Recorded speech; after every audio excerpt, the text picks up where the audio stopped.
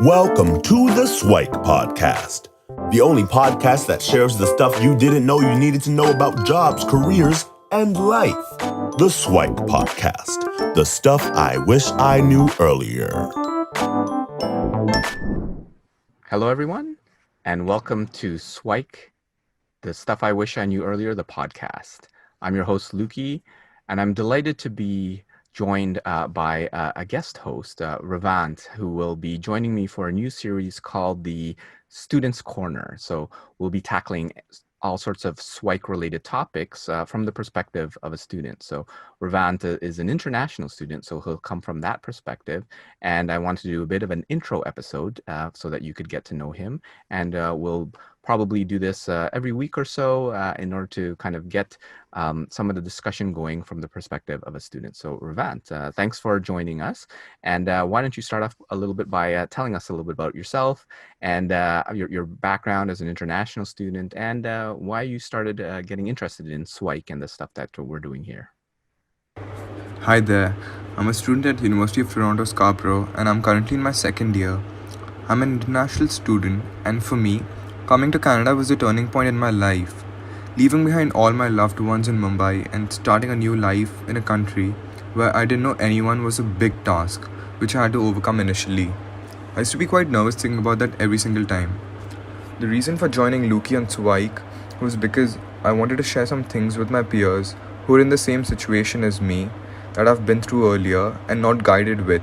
And coincidentally, since the past few months, I've been addicted to podcasts and I'm in love with the concept. And at a point, I was even thinking about creating my own. But honestly, I'm a lazy reader and often tend to get distracted easily. But while listening to a podcast, I feel like I can multitask and get a lot of work done in limited time. That's perfect. And I think as a second year student, then you'll have a few more, I guess, trials and tribulations that you'll go through before graduation. And as you get into the prospect of even getting that job and entering the workforce and all that, those are other challenges that you'll also face. So I'm excited to kind of delve deep into some of those topics and really help a couple of the other students that wish they had known a lot of things, be it on the international side or just being a student in general. So I'm curious if we could get a little bit more to learn about you in terms of you as a kid, like growing up, like what sort of kid were you? What sort of interests did you have? And what was it like kind of being Revant when he was, I don't know, 6 years old or 12 years old or whatever? What was it like in your household? For me, I've always been very curious and innovative and always wanted to know how and why things work in a particular manner. And since childhood, I've been engrossed in many sports and I'm open to trying new ones too. And recently, I've been fascinated by finance, such as how to make a good investment, how to identify stocks, and how the cryptocurrency works. So it sounds like you're pretty well rounded in the sense that like figuring stuff out is kind of in the realm of like engineering and that stuff like that. Can you pinpoint like a time when you were growing up to say, okay, this is the first time where I really wanted to figure out something? Like give us an example or a story of when you tried to figure out something. As far as I can recall, every year on an Indian festival, I would visit my grandpa's factory and would be super excited to look at all the machines. However, on this festive day, the work would stop. But upon a lot of insistence, I remember my grandfather himself going and starting one of the machines to show me its functionality, which was an industrial washing machine. Cool.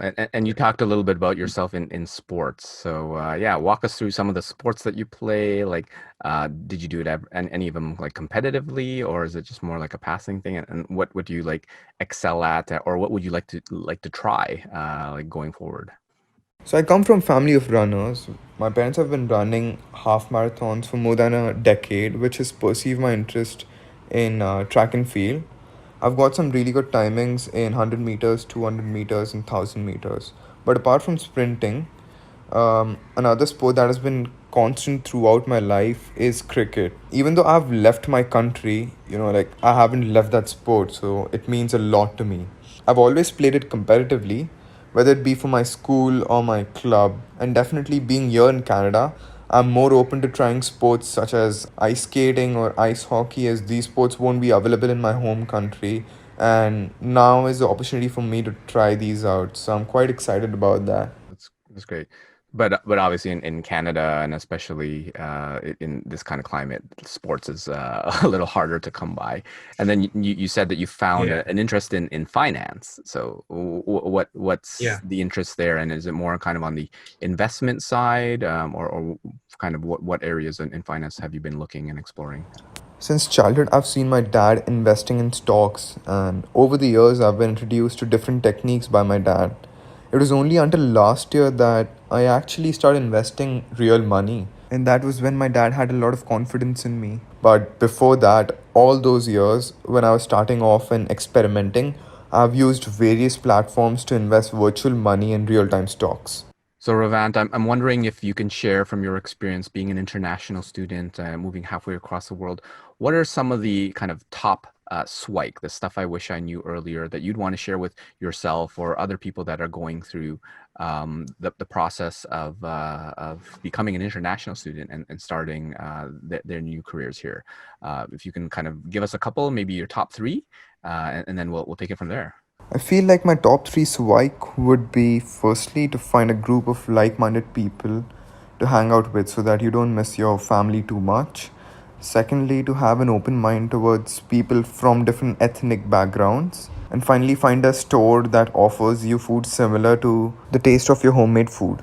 So if you can kind of walk through a couple of those in a little bit more detail, like why is it so important to pick a good group of friends? Why is it so important for you to have a diverse set of experiences, and why is food so important? I guess is the other part as well. I must say that having people around silently plays a major role. Thus, finding a group of like minded people in the first couple of months at university is extremely crucial. This could be achieved in a couple of ways. Firstly, through Frosh. I personally met so many people at Frosh and was super happy to connect with them, which gave me an internal satisfaction. This is a head start to me even making friends before the university had started. Secondly, attending the orientation events and seminars in the first couple of weeks at university not only helps you connect with students but also faculty, which can help you in multiple ways in the future. I feel like when we go to a new country, we try to find people who are of the same ethnic background or origin because we tend to be stuck in our comfort zone, which refrains us to go out and meet new people. If you can avoid this block, then it's like a huge door opening up in your life, as you will be able to connect with so many more people. You can also get to know different cultures by speaking to more people, and to me, this is the most exciting bit. However, how much have I tried to explore different cultures and different cuisines, I feel like everyone would oscillate back to their traditional food. I've been the exact same. Since I've come to Toronto, I've been missing homemade food, and restaurants aren't a regular option I'd want to choose from. So I started for hunting shops nearby. Fortunately, I found a couple of shops, and after visiting it, I've been shopping regularly from them, and it has become my go-to option since. On the other hand, my parents also send me dehydrated homemade food from India, which makes my life easier.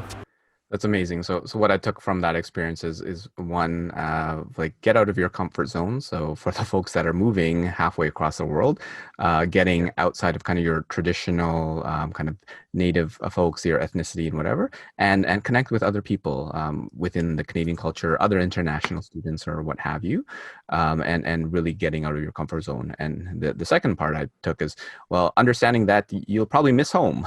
so having some connection points, kind of local food, people who are there, doesn't mean that you abandon that completely so that you can try all sorts of different things. You still want to connect with home, and maybe if you have a mom who's good enough to kind of send you a dehydrated home cooked meal so that you can share that would be amazing. But if not, there's all sorts of opportunities around the city for you to get access to that. And yeah, so it seems like those two things have helped you. Thanks for joining us on the SWIKE Stuff I Wish I Knew Earlier, the podcast. If you like the podcast, please subscribe on iTunes, Stitcher, or wherever you found this podcast. And if you can give us a review, that would be very appreciated. Feel free to contact me on LinkedIn at Luki Danu, LUKIDANU, and the same on most social media platforms. And I look forward to hearing from you. Thanks. Bye.